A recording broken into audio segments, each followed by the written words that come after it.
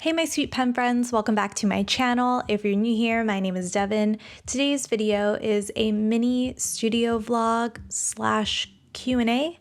Originally, I filmed these clips to be a part of a vlog, but now that I'm going back and editing them, I realized that I am just packing orders this entire vlog, and I was so focused on prepping these orders, getting them out in the mail, that I didn't really film anything else. So I thought it would be helpful to come back on here and answer some questions that I've received on how I ship my sticker orders. I'll be pulling these questions from previous sticker shop videos that I've shared on my channel, so if you'd like to check it out, I'll have a playlist linked off in the description box below. I received a lot of questions regarding postage. So I personally am using stamps at this point, and I'm sorry if you hear the jingling in the background. That's my dog Max, he's scratching himself. Anyway, I ship my sticker orders using stamps, and I chose stamps because it's a very entry-level shipping option that works for me. I'm in the beginning stages still of running my own sticker shop. It's very early on in my venture, and I don't have a lot of excess funds to put towards shipping. So with that in mind, stamps are great. Stamps at this point cost 55 cents to mail up to 1 ounce of mail. Now there are some requirements to the size. I believe if it exceeds a certain size, it's considered a package, and at that point you will have to pay for more shipping. I would recommend going to the postal service or going to their website and taking a look at these requirements. Become familiar with it, and if you're unsure, you can always ask someone. One of our pen friends asked, how do you know how many stamps to put on your envelope? So as I mentioned earlier, one forever stamp allows you to mail up to 1 ounce. So what helps me understand this weight, especially if you don't have a scale, I think that this could really put things into perspective, is if you fold up 4 standard sheets of printer paper and put them in a standard size envelope, that is about 1 ounce. And I only know this because when my brother was in boot camp, I would mail him letters, and I would always try to maximize the amount of mail, or I guess pages, that I wrote him to whatever stamps or how many stamps I would put on the envelope. So if you don't have a scale at home, you can use that little trick and see, feel, get a sense of the weight. And then if you're packing your sticker order, try to, as best as possible, match that weight. Please note that this is within the US. I have not looked into international shipping yet, but I do believe that they have an international forever stamp, which may or may not be 85 cents. Don't quote me on that. But once I start incorporating that as part of my sticker shop, I will report back to you guys on that. Another question that I received is, can customers track an order if you send with stamps?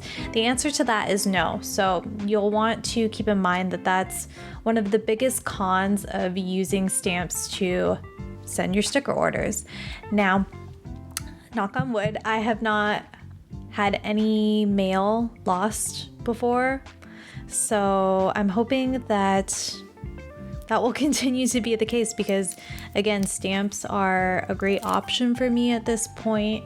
It keeps the shipping cost low for my customers, but it does take a while for it to get to the person who ordered it. I would say it takes about 2 to 3 weeks, at least right now.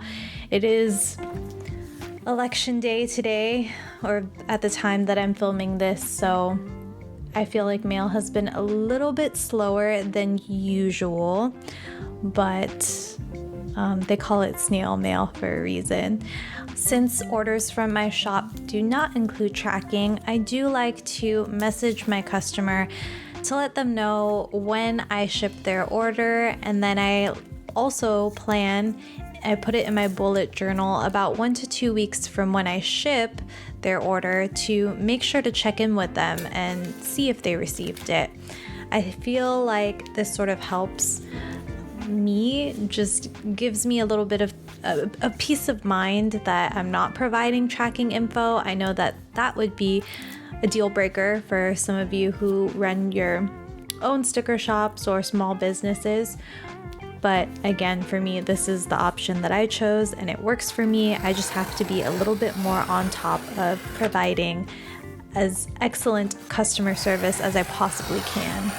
Another question that I received was I able to set up a shipping profile for stamps, or did I have to offer free shipping?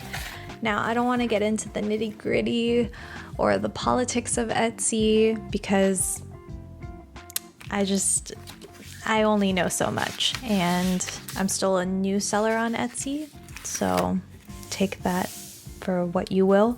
But I was able to set up a profile, or I guess option, for using stamps on Etsy. When you go to create your listing and you're drafting it out, if you look under shipping options, it does allow you to choose USPS first class, and then you'll input the rate of postage. I think it even gives you the option to have Etsy calculate it, but I chose to do my shipping options manually.